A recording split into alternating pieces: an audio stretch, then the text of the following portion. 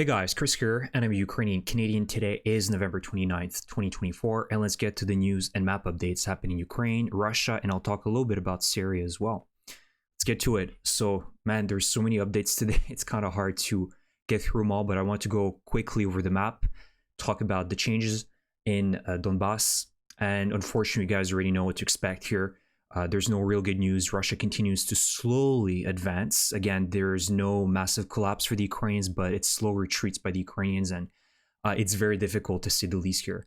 You can see that the Russians have really activated the pressure around Velika Novosilka. Over a year and a half ago, you guys may remember that this is where the Ukrainians started their counteroffensive in the summer, fighting through all these different villages, Neskuchne, Blahodatne, but you can see how Russia is now applying a lot of pressure towards Velika Novosilka on also the eastern flank. You can see that there's a small territory that they gained, and they're getting awfully close to Velika Novosilka. So very difficult battles ahead. The Russians are also not too far away from the border of between Donetsk and Dnipropetrovsk area. You can see here.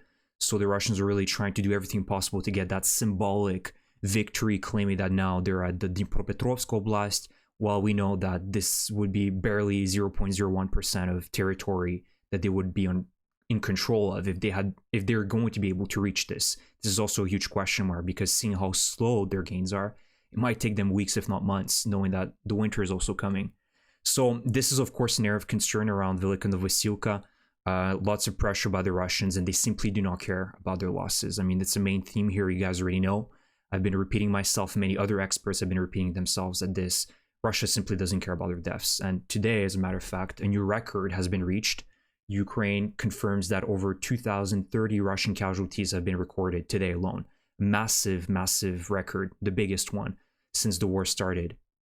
But it showcases to you guys that numbers don't matter for Russia. As long as you're going to have men, they're just going to continue throwing them. So that's the reality of things. You can see that the other very problematic area is really Kurakhove and south of Kurakhove, with this kind of long row of settlements, and Russia slowly taking them one by one. And I'm not expecting the Ukrainians to really hold this entire line. You know, Zelenivka, Sukhyale, Uspenivka, all these villages will likely be taken by the Russians in the next few weeks. Syrsky did announce that he's going to bring more reserves and forces towards Kurakhove. But you can see how the Russians have already entered kind of the eastern part of the city. And so there's already urban battles ongoing. So again, I'm kind of questioning whether it's the right move to do, but I'll leave it to the professionals and the military experts, seeing that the Russians will likely be able to still take Kurakhove in the next few weeks. But we never know. But you can see the pocket overall is being formed by the Russians, and they're really planning to align this front line so then they can then storm Pokrovsk, Mirnograd, and the other villages down south, right? They need to really close these pockets.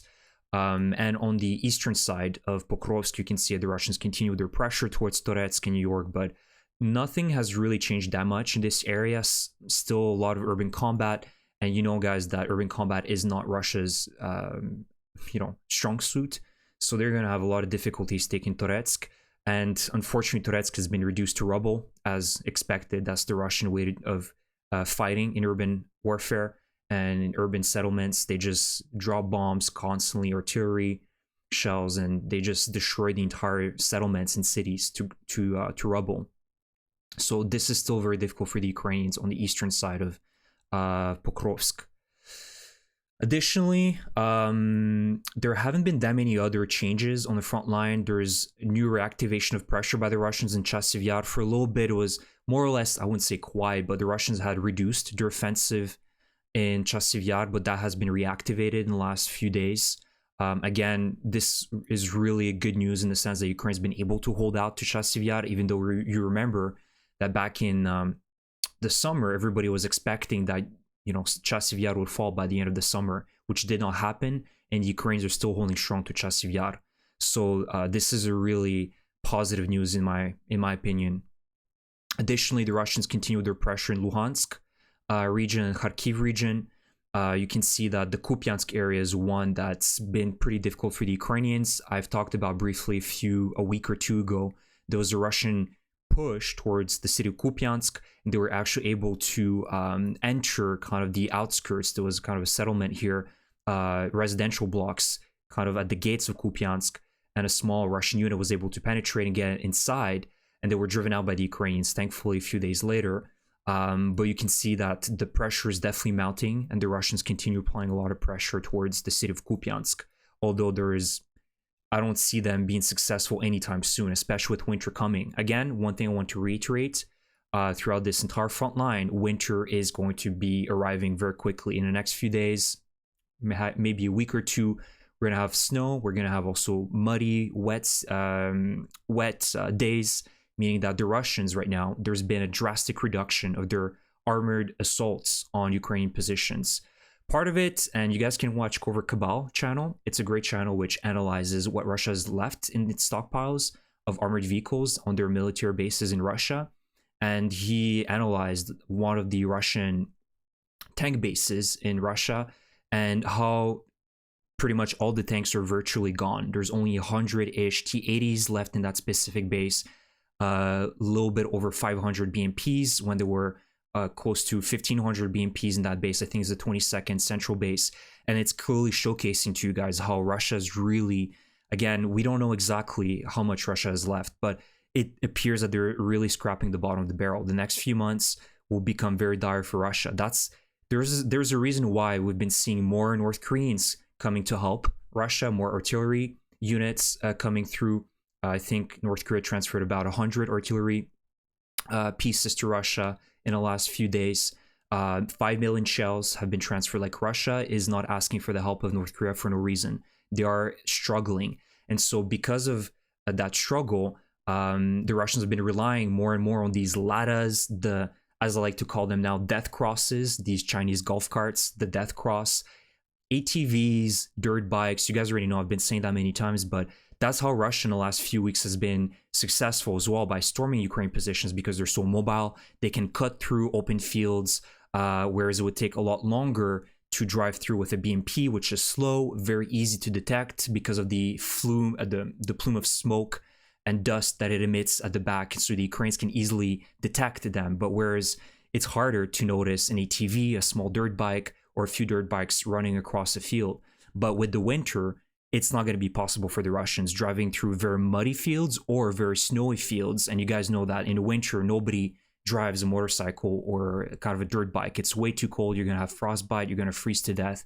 So that presents challenges, and Russia's definitely going to be forced to reduce its assaults, meaning that Russia will definitely not be successful, in my opinion, as of the end of December, January, February, in really pushing through the front line the way it has been capable in fall and the summer of this year. So that's kind of a little walkthrough over the situation. Again, Pokrovsk, Velika Novosilka, the most difficult one for the Ukrainians, as Ukraine continues to try to stabilize the front line in Pokrovsk as well, and other areas in Luhansk, Kharkiv as well. So that's the situation. Now, I need to briefly talk about, and I promise you guys, I'll give you my 5 cents on the situation in Syria. And I'm not going to be making updates about Syria, but I am kind of well versed because I've been following the civil war in Syria since 2015, late 2015, when Russia got involved in helping the Assad regime regain control over Syria. And a very, very unexpected and positive development for Ukraine, in my opinion. So the rebels that are close to Idlib in northern Syria have launched a huge counteroffensive to retake Aleppo. For those that don't know, Aleppo is the second largest city in Syria. About 2 million people live there. Again, maybe less now that the civil war has been ongoing for over a decade. But the tremendous gains that they have made in the last 3 days are very, very concerning for Assad and Putin. And it appears to be a collapse of the front line for the Syrian regime, and Russia and the Iranian backed forces as well. They're fighting for the Assad regime. You can see here, that's the latest map and confirmed locations of the rebels. They've been able to enter, I want to remind my viewers that Aleppo is 2 million people strong. They've been able to enter it in less than a day. So that is a huge blow, and it shows to you guys the lack of morale within the Syrian Arab army, the Assad regime forces. And again, it's a huge blow for Putin and Assad, who have spent years back in, I think, late 2016, 2017 to retake Aleppo. They spent years fighting in Aleppo and the amount of resources and the bombings to retake the city of Aleppo, only to lose it in less than, or lose half of it, let's say, in less than a day or two. That's huge. And again, this will only embolden other separatists. The implications for the Kremlin are also within Russia. All these separatist groups, especially in the Caucasus, Dagestan, Chechnya, even in Georgia, there's a lot of mini powder kegs right now that can form and see that the weakness that Russia presents right now, because they're too thinly stretched. Let's be honest. If Bashar al-Assad, this is a funny picture I saw on Blue Sky, but you can see 50 missed calls by Bashar al-Assad to Putin. And actually, as a matter of fact, people were saying that he flew to the Kremlin to visit and beg Putin for help because he sees that this situation is getting out of control for his regime. Losing the second largest city in Syria is a big blow. So this is really impactful for the Kremlin because their response is really going to matter here. And if the Kremlin just doesn't do anything or just says, oh, we'll just provide you a few more airstrikes, more airplanes, we're going to bomb a little bit more civilians, well, that's not really the response that Bashar al-Assad is waiting for. And other Russian allies are also looking at that, like North Korea, even Iran, and seeing how actually reliable Putin is. And we've already seen how reliable they are with Armenia, with the Nagorno-Karabakh conflict between Azerbaijan, where Russian peacekeeping troops just left. And being that the Armenian government signed the treaty of the CSTO, which is kind of similar to NATO, a NATO alliance created by Russia, and we're expecting some Russian involvement, and they got none. That really tells you everything you need to know about the reliability of Putin and Russia. So what I believe is going to happen here is Russia probably is going to increase its airstrikes, which is good news for Ukraine as well, in the sense that there's going to be less airstrikes in Ukraine. Unfortunately, that's trading airstrikes in Syria, and unfortunately, Syrian civilians are going to be hit by Russia. Unfortunately, they've been already enduring so many years of civil war, and now you have Russia that's going to intensify its airstrikes. But the silver lining is that there's going to be more wear and tear on these jet fighters. Actually, the rebels got access to manpads in Aleppo, Russian manpads, the Strelas, and the I forgot the other one, but they got a batch of these, so it's going to be easier for them to also shut down Russian jet fighters if they approach within 10, 12 kilometers away from the city to launch their missiles and bombs at rebel positions. But again, here we shouldn't be cheering too much for the rebels. The rebels are Islamic radical, is an Islamic radical organization, Tahrir al-Sham, which has associations or had previous associations with Al-Qaeda. So we shouldn't be cheering for them either. This is one of those wars that's such a tangled mess. So many different interests, many radical terrorist organizations are fighting here, including ISIS. You have a terrible Assad regime fighting here. You have Hezbollah, you have Russia. I mean, every actor is absolutely terrible. And it's just hell on earth, just as it is in Ukraine. But here it's far more complicated, and there's a lot of tyrants and terrible people fighting, unfortunately. But all of that to say that this is a huge weakening situation for the Kremlin, and that's good news for us. Now, let's talk about some major military leadership changes before I finish the video. Zelensky appointed some pretty decent commanders into high positions of power in the military. So the first one is General Mikhailo Drapate, who's now the commander of Ukraine's ground forces. Many are saying that this is good news because Drapate is known for his organizational skills, has shown recently that he has been able to stop the Russian offensive in Kharkiv back in May, which was huge because the Russians were counting on a very quick blitzkrieg to enter almost the outskirts of Kharkiv city, which did not happen. They were only able to break through about 5 to 8 kilometers at most, and they were stopped at those lines. So he has been instrumental for that. And I believe that he also led the liberation of Mariupol back in 2014.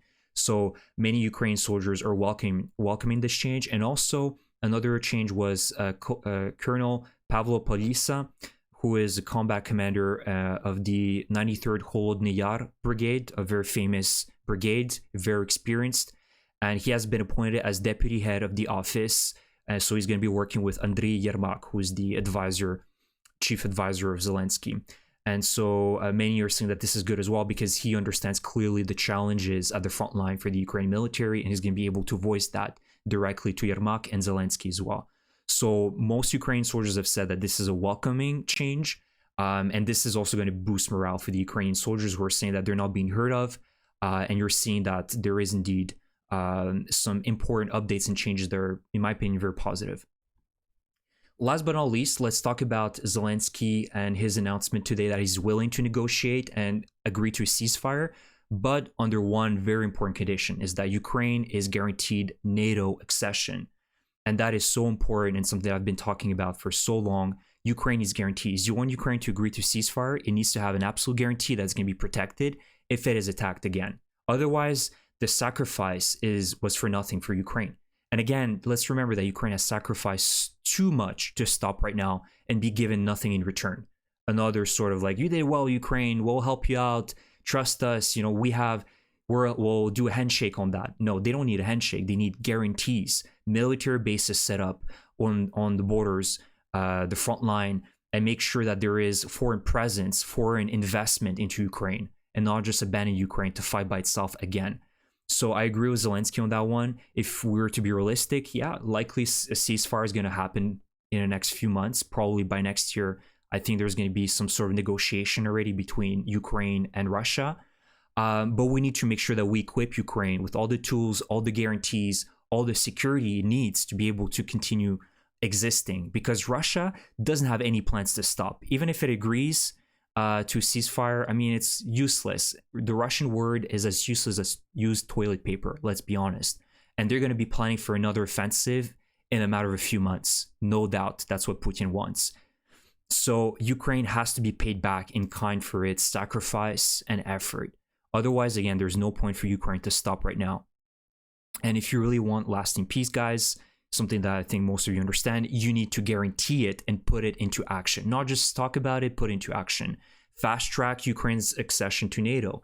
Continue investing into military factories or other industries in Ukraine. Show that you're committed to Ukraine becoming independent, sovereign, and powerful. And there are some positive signs, but in regards to NATO, you can't be tiptoeing and saying, yeah, maybe in a few years, you know, for sure Ukraine's going to be part of it, but not right now. Like, no, you need to send a clear message. Yes, we want Ukraine right now. It's going to be fast-tracked, and there is a commitment by European countries, NATO countries to do that. I mean, saying that, oh, it's impossible. Sweden and Finland got a very quick fast track to NATO. So I can't understand why it would be difficult for Ukraine to be part of NATO in a matter of a year or a year and a half, you know, at best, the worst case scenario. But Ukraine needs to be receiving guarantees, because we can't have any Budapest memorandums, any Minsk I, Minsk II agreements. Those failed for a reason, because there was no presence, there was no investment, there was no actual investment by the West into Ukraine. They just kind of said, well, yeah, for sure, we'll help you out. And they did nothing in return to Ukraine. So I hope you guys enjoyed this update. Let me know what you guys think about the situation in Syria, with Zelensky talking about NATO accession, NATO membership, and how important it is for Ukraine to agree to an actual ceasefire. Do you guys agree with it?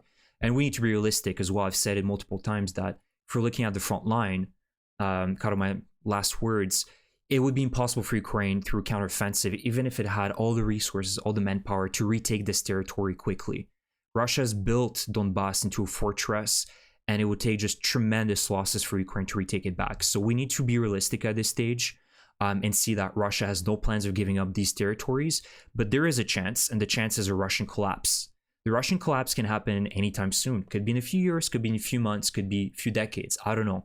But I'm more optimistic in maybe in a year or two because of their economy. And their economy is really one of the most important things that could lead to a total Russian societal collapse. And we're seeing the ruble falling down. We're seeing the interest rates being just strangling for an everyday Russian. Business loans are predatory at this stage. Like, Russia is struggling severely, economically speaking. And if that collapses, the Russians won't be too bothered about fighting a war that they can't finance anymore. And they're going to be too concerned fighting one another for a piece of bread and, who controls which factory in Voronezh or in Bryansk, it doesn't matter. And that could be a very significant moment in history if that occurs. So let me know what you guys think about any of my comments about the situation in Syria, NATO membership for Ukraine, the changes of military leadership. Really eager to hear your opinions, your thoughts. Thank you so much for your support, and I will see you guys in the next one. Slava Ukraini!